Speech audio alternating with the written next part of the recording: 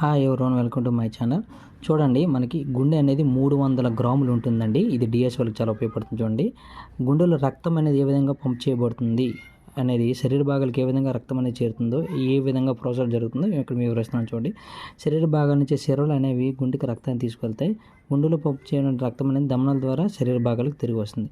చూడండి, ఈ యొక్క శరీర భాగాలు ఉంటే ఈ యొక్క చెడు రక్తం అంటే ఆక్సిజన్ లేనటువంటి ఆమ్లజన్ రహిత రక్తం అనేది నేరుగా కుడి కర్ణికి చేరుతుందండి. కుడి కర్ణికలో ఉన్నటువంటి రక్తం అనేది కుడి జఠరకు చేరుతుంది.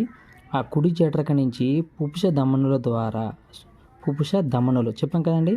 సో గుండె నుంచి శరీర భాగాన్ని అంటే యొక్క పుపుష దమనుల ద్వారా ఊపిరితిత్తులకు చేరుతుంది. ఇక్కడ ఆక్సిజన్తో ఎడయి అంటే ఆమ్లజని సహిత రక్తంగా ఏర్పడి ఇదేమో ఎడమ కర్ణికి చేరుతుందండి. ఎడమ కర్ణికి చేరేది ఏ విధంగా చూడండి, ఆమ్లజని సహిత రక్తం అనేది పుపుష సిరల ద్వారా ఈ యొక్క ఆమ్లజని సహిత రక్తం పుపుష సిరల ద్వారా ఎడమ కర్ణికి చేరుతుంది.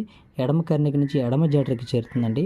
ఈ యొక్క ఆమ్లజని సహిత రక్తం అనేది ఎడమ జఠరక నుండి మరలా తిరిగి శరీర భాగాలకి మహాధమని ద్వారా చెప్పాం కదండి. శరీర భాగం నుంచి సిరల ద్వారా వెళ్తుంది, అంటే పుప్పు సిరల ద్వారా ఆ యొక్క గుండెలో ఉన్నటువంటి అంటే పంప్ చేసినటువంటి ఊపిరితిత్తుల ఆమ్లజని సహితమైనటువంటి రక్తం అనేది ఇక్కడ పంప్ చేయబడి ఇక్కడ యొక్క ఎడమ జఠరిక నుండి మహాధమని ద్వారా శరీర భాగాలకి రక్తం అనేది వస్తుందండి.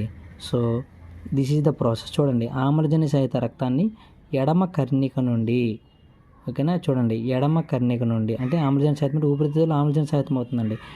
ఎడమ కర్ణిక నుండి ఎడమ జఠరిక స్వీకరించి శరీరంలోని అన్ని భాగాలకు మహాధమని ద్వారా సరఫరా చేస్తుంది.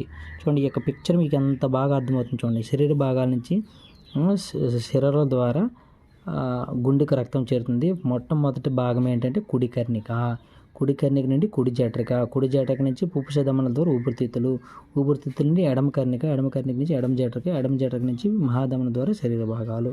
సో మీకు అందరికీ బాగా అర్థమైంది అనుకోండి. Thank you to all.